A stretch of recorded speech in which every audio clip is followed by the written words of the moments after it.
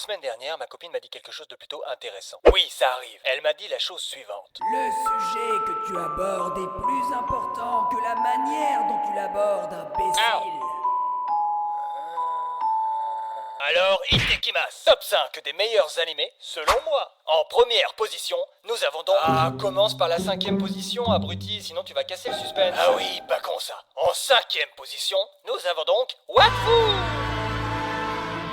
Notre bébé français, animation et caractère design époustouflant, gros Galoragrane contre Nox, banger. De l'humour, de l'émotion, et chaque personnage a son rôle à jouer. Seul petit bémol, c'est un poil trop enfantin à mon goût. Mais c'est une masterclass made in France. En 4e position, je mettrai Jujutsu Kaisen. Et comment ça, mais il mérite d'être premier? On va pas se mentir, l'animation est tout simplement exceptionnelle, et on a des personnages stylisés et charismatiques. Gojo le Goat, Sukuna, Nanami, que demander de plus? Mais le scénario sent un peu le réchauffé.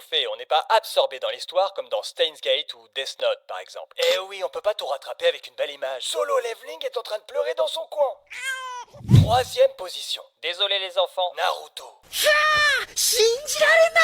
Cet animé cumule à lui seul toutes les qualités et tous les défauts qu'un animé peut avoir. Une évolution progressive et bien rythmée, des personnages variés, de l'intrigue, de l'humour, de l'amour, du sang et une animation plutôt correcte pour l'époque, quoique un peu délaissée par moments, qui donne lieu à des dizaines de combats épiques.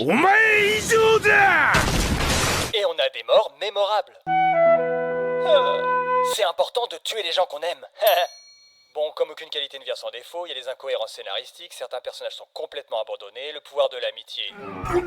Et ça traîne en longueur. On ne parlera évidemment pas des épisodes hors série. Bon, assez parlé Naruto. 2e position. Full Metal Alchemist. Les thèmes principaux de l'alchimie, de l'échange équivalent et des 7 péchés capitaux sont traités de manière inégalée. On a tout ce qu'il faut. Humour, émotion, drame, gore, horreur et une superbe relation fraternelle. Mais la fin est bâclée, trop propre. Et en première position, vous le savez, un chef-d'œuvre. Hunter.